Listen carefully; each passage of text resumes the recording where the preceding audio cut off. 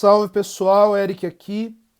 Bom, se você não vive em Marte, certamente se inteirou a respeito das discussões provocadas pelo programa de trainee da Magazine Luiza, que nesta edição especificamente decidiu que todas as vagas desta seleção específica seriam reservadas para candidatos negros, porque, segundo o presidente da organização, Frederico Trajano, aparentemente 15%, né, dos que ocupam altos cargos naquela empresa são negros ou pardos, e que a organização, que é uma entidade privada, entendeu que deveria mudar este cenário de coisas. Este programa de trainee gerou não só uma intensa discussão nas redes sociais, como uma disputa política sem precedentes. É uma discussão canalha antes de tudo. Nós sabemos que onde quer que vá, o negro será a maioria nas funções subalternas e minoria nos cargos de chefia, de gerência, os cargos mais qualificados. E isso por diversas razões. Razões como aquelas que são de ordem estrutural, ou seja, o negro ele não tem acesso, tem pouco acesso ao ensino superior, a uma educação de qualidade, a qualificação como o estudo de idiomas, outras práticas que o favoreceriam na disputa pelas melhores colocações no mercado, e por isso, naturalmente, ele é segregado. E a outra se dá pelo motivo do racismo. Muitos negros qualificados são preteridos em vagas justamente porque são tratados ou como incapazes por alguns ou são simplesmente limados na entrevista. Muitos, de forma bastante canalha, entendem que o negro não é digno de coisa alguma, porque querem esta parcela da população nas favelas, nas cadeias ou nas funções subalternas. Estes indivíduos pensam que têm direito natural a estas posições e que o negro que queira atingir, galgar estas posições, vencer a pobreza, ele deve fazer por conta própria. E por que impera este discurso dessa falsa meritocracia? Justamente porque teremos sim negros que vão vencer a pobreza, né, que eventualmente galgarão posições importantes no mercado, porém será sempre a exceção e não a regra. Este pensamento talvez se relacione com algo que já foi tratado aqui, que esta mentalidade própria da fidalguia ibérica. Nós tínhamos ali uma classe social inteira que nascia com direitos adquiridos pelo sangue, de ocupar certas posições de forma exclusiva. Sendo assim, o fidalgo ele ocupava posições como a de juiz, de promotor, advogado, lidava com as contas do reino, né, com os cargos públicos na corte, e os pobres não tinham acesso a estas posições. Esta mentalidade foi importada para nós, junto com outros produtos, outras construções sociais. E ainda hoje nós temos aquelas figuras que julgam que não, que eles são merecedores. Sendo que, na verdade, tudo que eles conquistaram foi porque o pai, o avô, o antepassado que por aqui desembarcou, conseguiu conquistar algo que lhe proporcionasse esta condição. Tem uma outra questão também, né, eu até discuti isso recentemente com um colega, que a coisa começa errada quando o antepassado do branco brasileiro pôde escolher se viria para o Brasil ou não. A maioria escolheu vir para cá. Nós tivemos ali alguns degredados, né, que estes não escolheram, mas no geral, mesmo os imigrantes mais pobres fizeram uma escolha, eram homens livres. E isto por si já os colocava à frente dos escravizados. Os meus antepassados, por exemplo, não escolheram vir para cá. Foram trazidos para cá a ferros, em tumbeiros. Então, a coisa já começa errada daí. Há um pecado original por trás desta desigualdade entre negros e brancos. E é inadmissível que se diga que uma organização privada que por conta própria queira reparar este cenário de coisas comete crime, como disse o portal antagonista, que disse que era uma flagrante ilegalidade.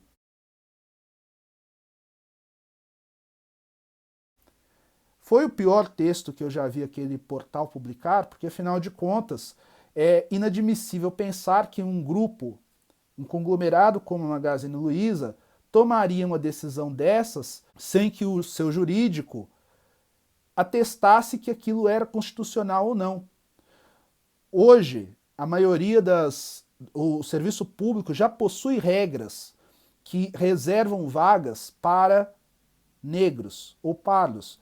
Da mesma forma, o setor privado pode sim implementar estas políticas, desde que não de forma compulsória. Eu seria, talvez, opositor de uma imposição por parte do Estado que obrigasse empresas a tomarem esta medida. Mas nós temos que receber com entusiasmo quando isto parte de uma organização privada. Há um outro ponto aqui, que é quando se diz a respeito de racismo reverso. Francamente, isto não existe. Na minha trajetória política, eu tive contato e comunguei de algumas dessas teses no passado, de que havia também esta coisa do racismo reverso, e isto é mentira. Eu explico por quê.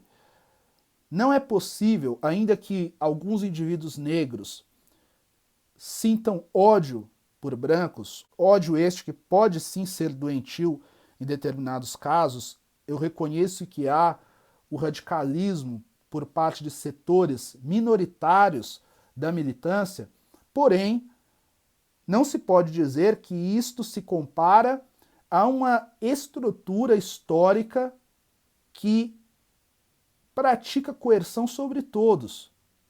Não é possível comparar isto com a situação vivida por um negro, onde quer que vá, será lembrado de forma muito contundente sobre o lugar a qual ele supostamente pertence. Você será tratado como desqualificado para uma vaga, como alguém que não deveria estar na universidade, como suspeito de algum crime ou criminoso em potencial. Então, não há que se dizer que há o racismo reverso. Isto é um mito parido pela direita brasileira, direita esta saudosa da Casa Grande, saudosa dos tempos coloniais, onde havia uma delimitação clara entre as raças e as classes. O que eu gostaria de dizer aqui para encerrar este vídeo é que por trás deste pensamento não há só maldade, não há só canalice, mas também há burrice em estado bruto. Afinal de contas, uma sociedade que promove igualdade, que promove condições igualitárias para toda a sua coletividade, ela também será, no frigir dos ovos, uma sociedade mais pacífica, uma sociedade em que a violência diminui, uma sociedade em que o crime diminui. Portanto, todos ganham. Uma sociedade que promove igualdade social, ela fortalece o mercado consumidor. O capitalismo viceja, ele se torna pujante nessas sociedades, pois elas são estáveis. Não é como a nossa sociedade brasileira, que inclusive descambou agora para um governo de tendências autoritárias e que a todo tempo flerta com a possibilidade de golpe. Uma sociedade que promove inclusão, ela também promove a cidadania e, por extensão, a democracia e o sucesso econômico. Eu recomendo para vocês aqui um texto do Pedro Fernando Neri, em que ele aborda algumas estatísticas e alguns estudos que apontam a inclusão de parcelas marginalizadas da população no mercado é boa para o conjunto da sociedade. Não são os beneficiados imediatos os únicos que lucram com estas iniciativas. Aqui, além do exemplo do Nery, eu posso lembrar o que era a África do Sul durante o Apartheid, em que a minoria branca concentrava os latifúndios e as propriedades mais lucrativas, as terras mais férteis do país. Eles construíram para si uma sociedade separada do resto dos nativos africanos, que era sim próspera, dotada de tecnologia. Vide o caso da medicina sul-africana, que possui inclusive alguns nomes agraciados com o Prêmio Nobel. Não é pouca coisa. A ciência avançou naquele país, porém sempre restrita a uma minoria. No que isso resultou? Atraso econômico, violência, doenças, tensões geopolíticas.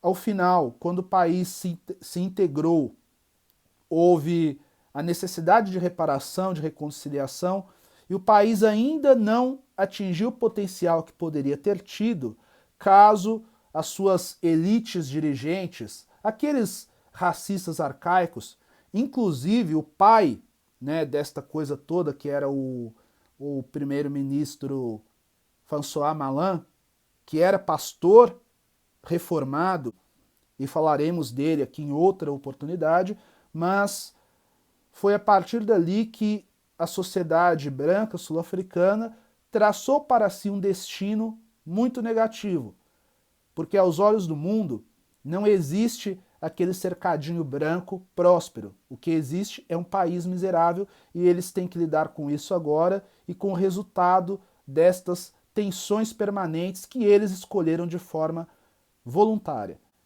Então, eu lembro aqui que nós temos sim uma dívida enquanto sociedade e nós negros somos sim dignos de reparação, dignidade e das mesmas condições que são proporcionadas aos brancos.